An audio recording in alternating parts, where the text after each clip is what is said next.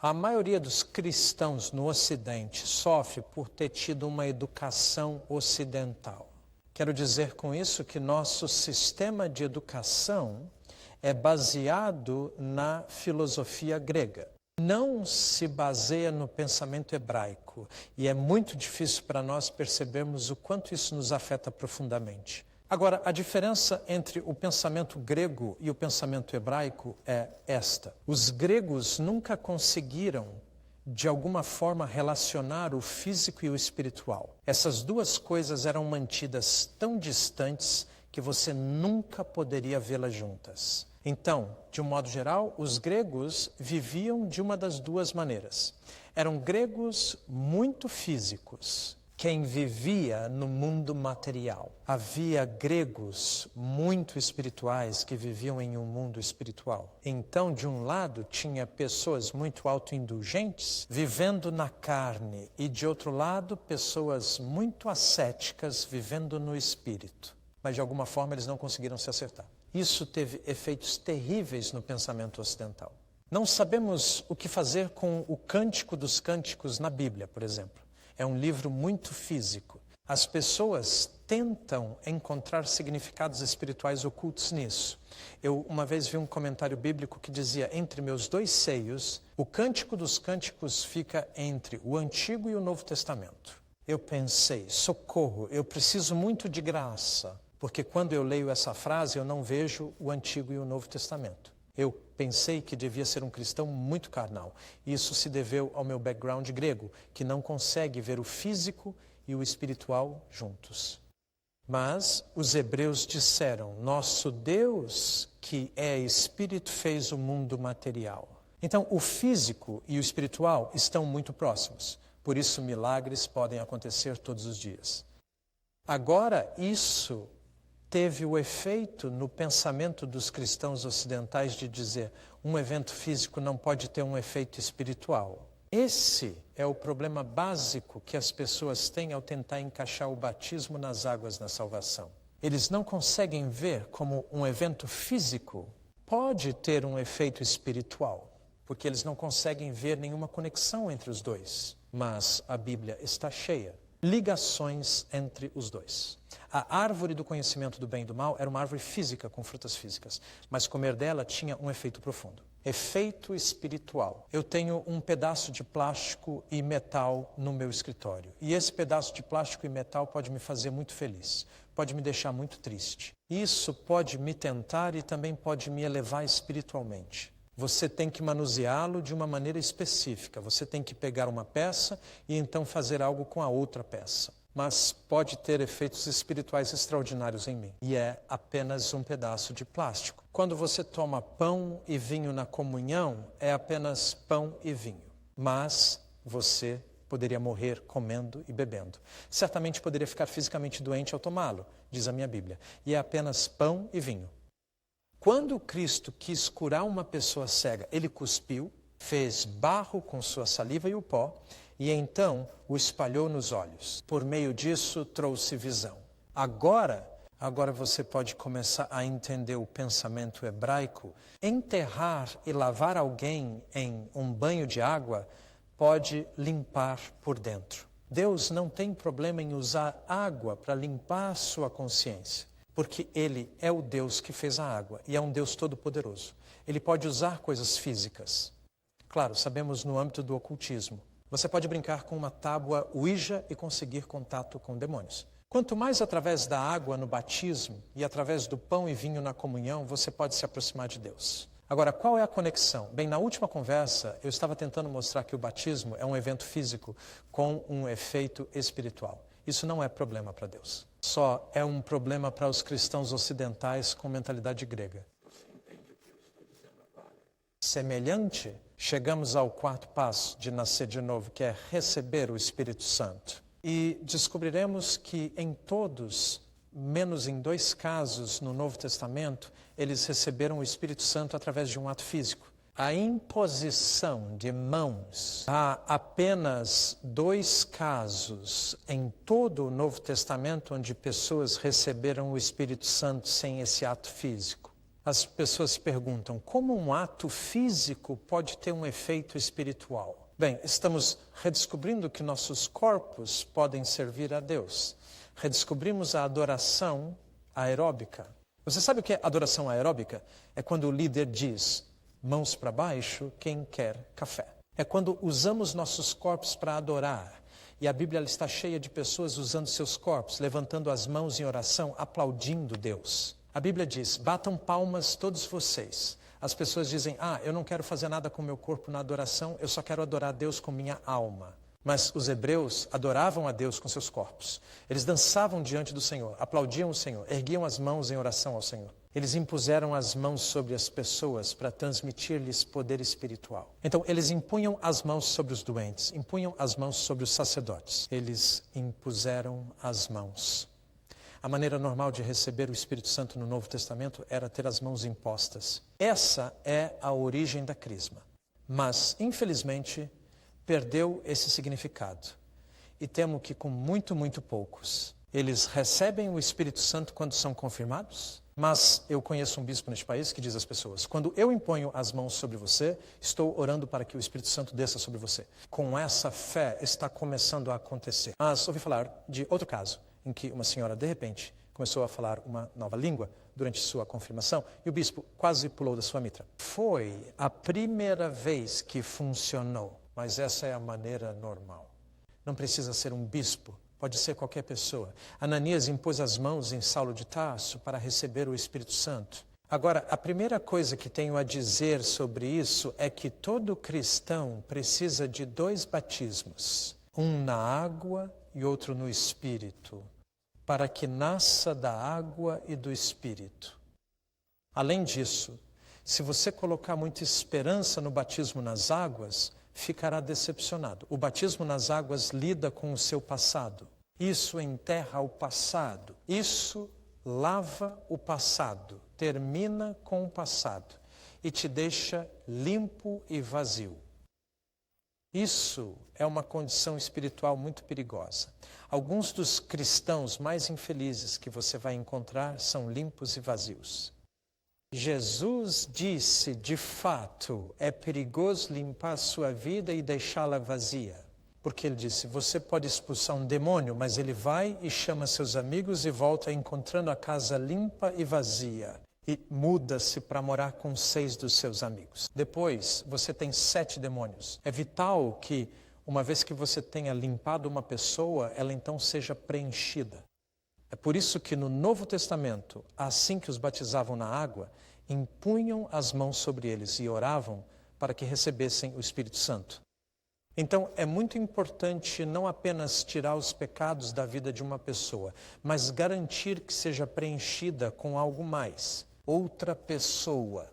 Porque a natureza detesta um vácuo. E a natureza humana detesta um vácuo. E se você está apenas limpo e vazio, essa é uma posição muito perigosa. Você se torna um cristão negativo. Você diz, bem, eu não fumo, e eu não bebo, e eu não jogo, e eu não. O quê? Que maneira de viver, não fazer nada? Isso não é miserável? Não é de admirar que as pessoas estejam infelizes. Elas não têm os prazeres do pecado, nem o prazer da salvação. Estão presas no meio, a natureza selvagem, e eles tiraram todas as coisas ruins de suas vidas e nada de bom para substituir. Então Deus, em sua sabedoria, diz que você precisa de 2 batismos. Um para lidar com o passado e outro para lidar com o futuro. Uma para esvaziar e limpar a sua vida e a outra para enchê-la. E muitos foram esvaziados, mas não preenchidos. Não há nada que substitua os prazeres do pecado. A Bíblia diz que o pecado é um prazer por uma temporada. Não dura, mas você pode aproveitar por um tempo. Mas se você não substituí-lo por outra coisa, você se torna um santo miserável. Você continuará se chamando assim e parecendo assim. Certo, então estamos preocupados agora com uma pessoa que se arrependeu, acreditou e foi batizada na água. Mas ainda há algo mais. Eles morreram com Cristo, foram enterrados com Cristo, precisam ser ressuscitados com Cristo para uma nova vida. Eles precisam entrar no mesmo poder que ressuscitou Jesus dos mortos. E isso vem desde o Pentecostes. Assim como a Páscoa é repetida na vida do crente, o Pentecostes precisa ser repetido. No entanto, no domingo de Pentecostes, a maioria dos cristãos parece apenas pensar em algo que aconteceu há 2000 anos. Mas tudo o que aconteceu há 2000 anos está destinado a acontecer novamente na minha vida. Estou para ser crucificado, estou para ser enterrado, estou para ressuscitar e estou para ser preenchido. Estes não são apenas eventos históricos, são os primeiros. Honda, o primeiro padrão. Jesus é chamado na Bíblia de nosso desbravador. O que foi à frente primeiro e nos mostrou o caminho a seguir. Então, há um sentido muito real em que eu o sigo no caminho. E o primeiro nome do cristianismo foi o caminho. Então, a primeira coisa que quero dizer com toda a clareza é esta. Receber o Espírito Santo não é a mesma coisa que arrepender-se. Agora, muito poucas pessoas confundem essas duas coisas. Receber o Espírito Santo não é a mesma coisa que acreditar.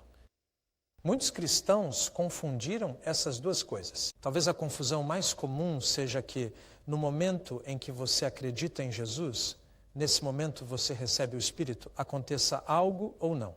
Isso não está presente nas Escrituras. Se nada acontecer, os apóstolos disseram que não receberam. E eles fizeram algo a respeito. Porque não existe um único caso no Novo Testamento de alguém receber o Espírito e não saber disso. Não há um caso em que alguém receba o Espírito sem que todos os presentes saibam. Foi definitivamente uma experiência. Tão definitivo que muitos estudiosos da Bíblia fizeram esse tipo de comentário. Um estudioso diz: era tão claro quanto ter um ataque de gripe. Agora você sabe quando está com gripe. E, infelizmente, sua família e todos ao seu redor também. Eu sei, a tragédia é que milhares de pessoas que se dizem cristãs hoje não sabem quando ou mesmo se eles receberam o dom que os apóstolos receberam. Eu disse anteriormente que uma das razões para essa confusão é que transferimos a palavra receber da terceira pessoa da Trindade de volta à segunda. Agora deixe-me expandir isso um pouco. Quando Jesus estava na terra em carne e osso, você poderia recebê-lo. Literalmente você poderia abrir a porta e dizer: entre Jesus, sente-se e tenha uma refeição conosco. Diz por todo o Evangelho que ele veio para seu próprio povo, os judeus. Judeus e os seus não o receberam, mas a todos que o receberam, ele deu autoridade. Não poder. Ele não pôde dar poder naquela fase. Ele deu autoridade para se tornarem filhos de Deus. Esse versículo é frequentemente usado hoje de maneira bastante errada. Para a imprensa, não deve ser usado na evangelização hoje. É uma declaração sobre quando Jesus estava entre os judeus em carne e ao longo dos evangelhos algumas pessoas receberam. Mas desde o dia em que ele ascendeu e os céus o receberam fora de sua vista. Nunca depois disso alguém foi instruído a receber Jesus. No entanto, estamos fazendo isso o tempo todo. Por que fazemos isso? Desde o dia de Pentecostes em diante, em todas as suas pregações, eles diziam às pessoas para receber o dom do Espírito. A pessoa que Jesus enviou para ocupar seu lugar na terra. Jesus não está na terra em carne agora. Ele está sentado à direita do Pai no céu. Ele assumiu sua autoridade. Outra pessoa o substituiu na terra. Ele enviou outro consolador como ele. E ele, o Espírito Santo, é a pessoa. Agora para receber. Mas nós acreditamos em Jesus e recebemos o Espírito, juntamos tudo em um, chamamos de receber Jesus e deixamos as pessoas não sabendo se eles receberam o Espírito ou não. Isso é a fonte de muita confusão. Desde o dia de Pentecostes, a pregação era: arrependei-vos e sejam batizados, e vocês receberão quem? O Espírito. É isso que faz uma pessoa ser cristã. E se alguém não tem o Espírito de Cristo, ele não é dele. Esse é o verdadeiro teste. Se você é aceito por Deus, não importa se você se arrependeu, acreditou, foi batizado, mas se você recebeu. O Espírito Santo Sabemos que pertencemos a Deus e aos seus filhos porque Ele nos deu do seu Espírito. Essa é a própria base da garantia no Novo Testamento. Você não pode saber se uma pessoa foi justificada, recebido por Deus ou aceito por Ele, até que Ele dê seu Espírito. Essa é a marca de Deus. A transação completa. É impossível dizer que uma pessoa pertence a Deus até que o quarto passo tenha sido dado. Essa quarta etapa foi alcançada. Então, você sabe que Deus não dá seu Espírito ao mundo. O mundo não pode recebê-lo. Apenas um verdadeiro crente pode receber seu Espírito. É por isso que esse é o sinal de que você pertence a Cristo, que você recebeu seu Espírito. Nenhum dos outros 3 passos pode provar isso. Mas esse pode e deve. Isso é exatamente o essencial. Agora, vamos ver o que o Novo Testamento diz sobre o recebimento do Espírito. Eu disse, antes de mais nada, é distinto do arrependimento, mas muito poucas pessoas pensam isso. Ah, sim. Não é o mesmo que acreditar. Há muitos cristãos que confundem isso, mas é possível acreditar em Jesus sem receber o Espírito. Foi o que aconteceu em Samaria em Atos 8, foi o que aconteceu em Atos 19, onde Paulo teve que perguntar a certos discípulos: você recebeu o Espírito quando acreditou? Agora, eu explorei essas passagens em grande detalhe no livro, mas você precisa pensar nelas com muito cuidado. Aqui está a pergunta que gostaria que você se fizesse. Diz que em Samaria, depois de Filipe pregar e curar, depois de ouvirem e verem o Evangelho, toda a cidade se arrependeu. Acreditaram em Jesus e foram batizados em seu nome.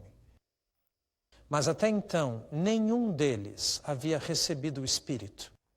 Agora, aqui está a questão que garanto que a maioria de vocês nunca perguntou. Como alguém sabia que não havia recebido o Espírito?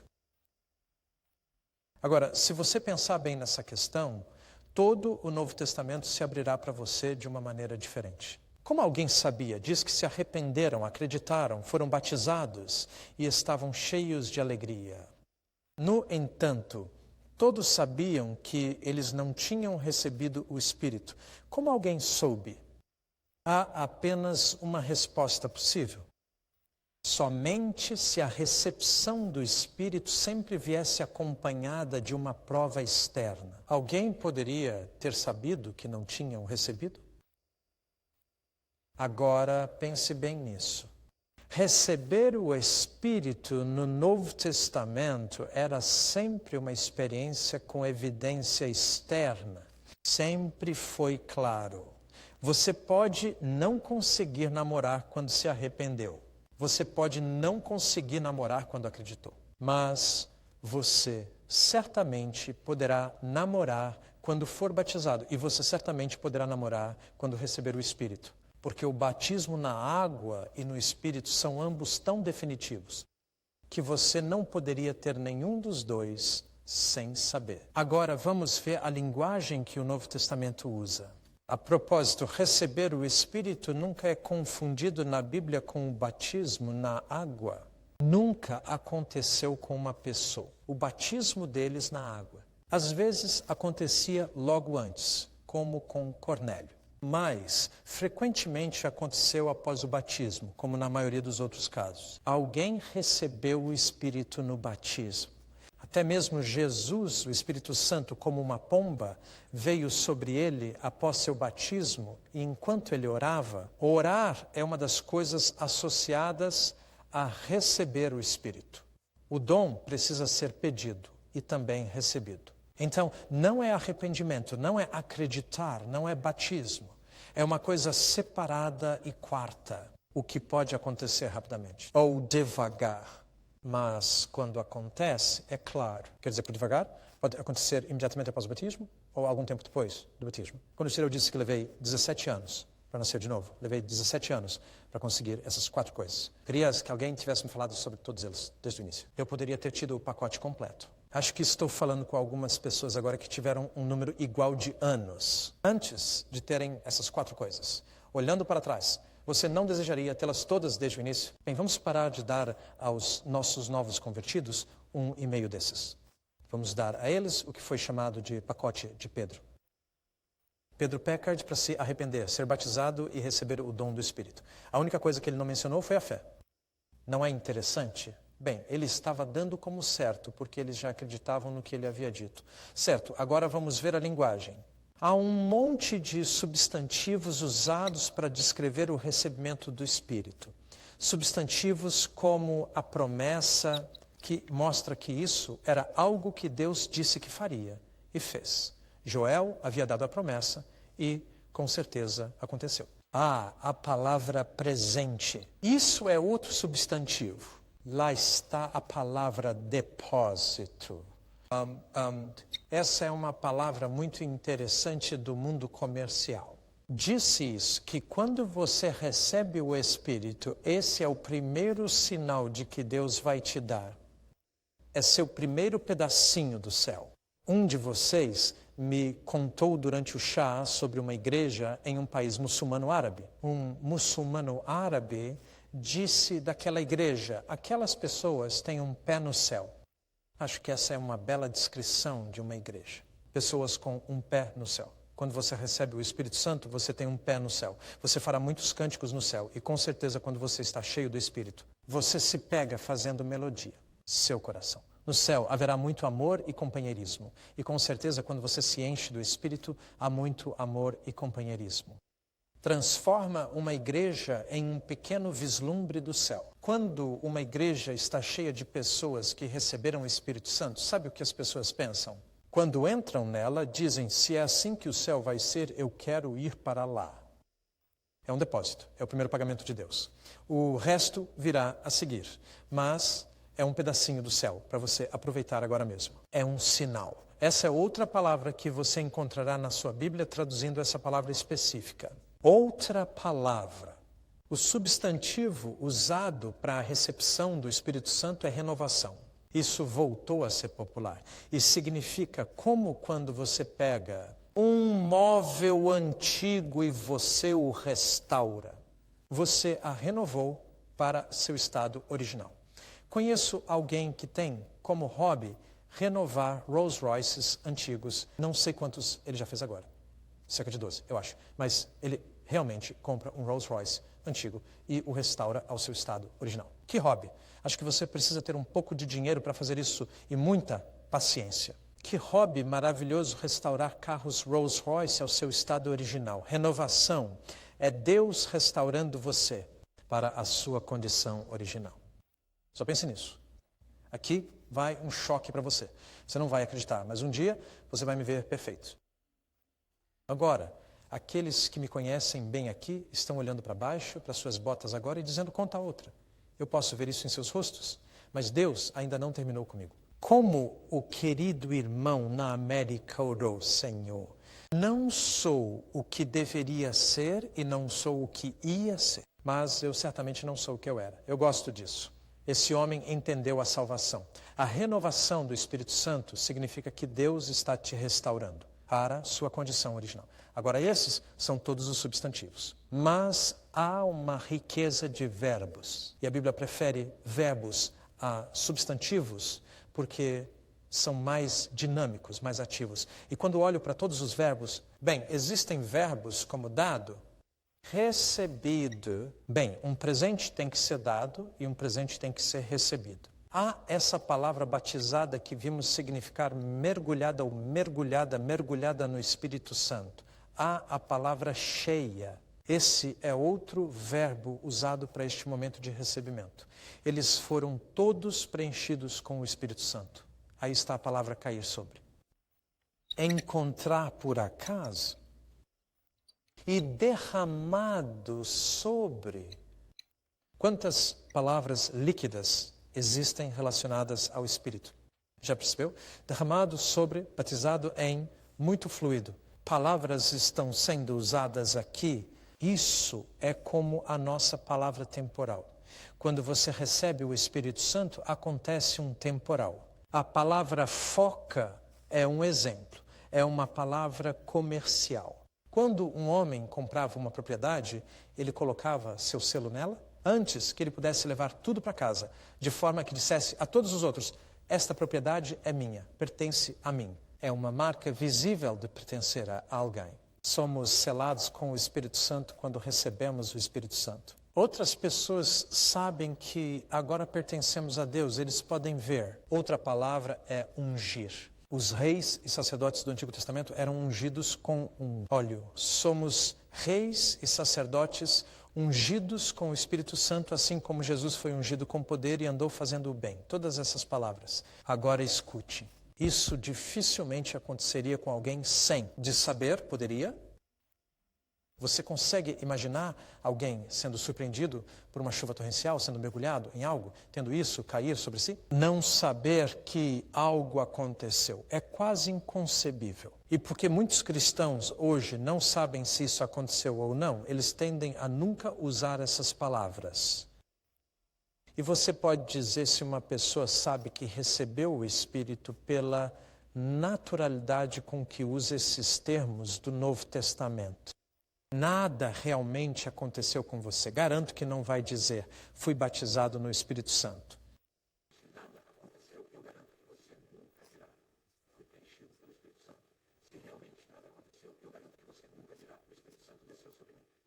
Este é o tipo de linguagem que você usa apenas em um evento com experiência externa. Ou, perdão, uma experiência sem evidências. Vamos corrigir isso. É como um ataque de gripe. Você sabe e todo mundo também sabe. Então, temos uma grande questão agora. Como você sabe disso? Qual é a evidência externa de que uma pessoa recebeu? O Espírito Santo. Bem, eu descobri que a maneira mais fácil é começar com essa palavra. Cheia. Como você sabe quando alguma coisa está cheia? Como você sabe quando seu tanque de gasolina está cheio? Não consigo colocar mais nada. Isso é algo novo. Essa é a maneira mais comum, um transbordamento. Você só sabe quando uma jarra está cheia, quando transborda. Você só sabe quando uma pessoa está cheia, quando ela transborda. O que quer que esteja cheio, disse Jesus, sairá da sua boca. Porque o coração, quando está cheio de algo, é de lá que sai. Se estiver cheio de sujeira, sairá pela sua boca. Nada que entre pela sua boca pode te tornar impuro. É o que sai da sua boca, do seu coração. Se você está cheio de diversão, você ri. Eu te ouvi transbordar mais de uma vez esta tarde. Você deixou. Porque quando você está cheio de diversão, isso tem que sair de algum lugar. Essa é a regra antiga. Quando você está cheio de raiva, por onde isso sai? Às vezes pode sair daí, mas mais comumente em círculos cristãos não usamos isso. Usamos isto quando queremos ficar bravos. Isso sai da sua boca e você grita. Quando está cheio de tristeza, o que você faz? Você uiva. As pessoas podem ouvir que você está cheio de tristeza. Porque está transbordando daquele buraco. Do que você estiver cheio, a boca é o extravasamento. Agora, só para retomar um ponto que tivemos na canção anteriormente, você disse que quando recebemos o Espírito, temos o interior testemunho de que Deus é nosso Pai. Mas minha Bíblia diz, quando você clama, Abba, é o Espírito testemunhando com você, que você pertence a Deus. É um grito de apelo. Não é um pensamento ou sentimento interno. É um kratsine, essa é a palavra grega. É o que você faz quando grita involuntariamente. É quando você diz, você já fez isso? Quando você os gritou. Motoristas de banco traseiro fazem isso bastante. E eu, às vezes, ouço isso, não é mesmo, querida? Mas você grita. A palavra grega significa gritar involuntariamente. Dizer algo que não pretendia dizer. Se você se encontrar gritando, Abba, lembro-me de um pescador nas Ilhas Shetland. Comecei meu ministério em 1950 nas Shetland. Ilhas. Parece que foi há anos. E lembro-me de um grande pescador chamado Dorothy Pottinger. Inventando essa renovação, esse grande pescador com suas suetas submarinas de pescador, ele apenas ficou lá, com lágrimas escorrendo pelo rosto. Ele apenas falou no Corão, Abba, Abba, Abba, Abba, Abba, Abba, Abba, Abba, Abba, Abba, Abba, Abba, Abba, Abba, Abba, Abba. Acabei, terminei. E você sabe, anos depois eu estava em Israel e vi um menino correndo atrás do seu pai, gritando, Abba, Abba, Abba. Minha mente voltou para Dorothy Pottinger. Quando você clama, Abba, o Espírito está testificando com o seu Espírito que você, como um filho de Deus. É um clamor, não é algo interior, é exterior. Algo que transborda da boca é algo que sai. Agora, pode ser uma variedade de coisas. Uma das coisas mais comuns mencionadas no Novo Testamento é essa palavra horrível, línguas. Eu odeio essa palavra. A palavra é línguas. Deus fala todas as línguas. Você sabia que Deus não era inglês? Apesar da versão autorizada da Bíblia, Deus não é inglês. Foi Deus quem primeiro deu idiomas na Torre de Babel para separar homens e mulheres, para que não pudessem conviver sem ele. Mas no dia de Pentecostes, ele deu diferentes línguas para unir as pessoas novamente. E já que Deus fala todas as línguas, não é surpresa que quando ele te preenche, você se encontre falando uma língua que nunca aprendeu. Eu estava falando no Colston Hall, Bristol, e eu apenas disse, você pode receber o Espírito. Onde você estiver, peça a Jesus para lhe dar o seu Espírito Santo. Simplesmente disse, Jesus me preencha com o seu Espírito Santo, e ele fez. Fez, e ela abriu a boca, e ela derramou. Terra, a linguagem do parque é pedra. Louva a Deus lindamente. E havia um senhor paquistanês a cerca de 6 assentos dela, saltou de seu assento. Ele pensou, ei, tem alguém da minha Vila Natal aqui? Ficou tão desapontado ao descobrir que não era. Era uma dona de casa de Bristol, embora ele tenha tirado algo do que ela estava dizendo. Sim, pode ser um idioma diferente. Não precisa ser. Há outras coisas que saíram de suas bocas no Novo Testamento, mas se alguém me diz, preciso falar em línguas? Eu digo, queria que você não tivesse perguntado isso. Queria que você tivesse dito, posso falar em línguas. Então eu direi sim. Assim que você disser, devo, significa que você está relutante, como se Deus estivesse forçando algo em você que você não quer. Posso? Sim, você pode. É um dom maravilhoso. É o único dom do Espírito que te ajuda. Todos os outros dons são para ajudar outra pessoa. Mas isso é apenas para você se ajudar, para se edificar. Paulo disse, agradeço a Deus que fala em línguas mais do que todos. Vocês. Esse é um dos segredos de como ele conseguia suportar apedrejamentos. Escutados assim, não faz. Já se perguntou como ele conseguia superar isso? Ele disse, eu falo em línguas mais do que todos vocês. Eu nunca uso isso na igreja, mas em particular faço isso mais do que qualquer um. E isso o edificou e fortaleceu. Pode ser uma explosão de louvor. Eu orei por um missionário muito tímido e reservado. Quem me disse, francamente, não sei se já recebi o Espírito Santo. Você poderia orar por mim? Estávamos sentados em um parque público na América Latina. Muitas pessoas ao redor colocaram as mãos sobre ele e apenas disseram, Senhor Jesus, preencha-o com o seu Espírito. E ele abriu a boca e disse, Aleluia. E todo mundo olhou em volta e eu meio que me encolhi na grama. Eu meio que o reneguei por um momento. Finalmente virei-me para ele e disse, aposto que você nunca fez isso antes na sua vida. Ele disse, não, eu não fiz isso. Eu não sou esse tipo de pessoa. Então, ele disse, é só isso? Eu disse, bem, isso é bom o suficiente para mim. Acabei de ouvir você transbordar. Em 24 horas, ele havia curado 2 pessoas doentes, o que nunca havia feito antes. Ele sabia. Sempre há um transbordamento de alguma forma de fala espontânea. A fala espiritual espontânea é conhecida na Escritura como profecia.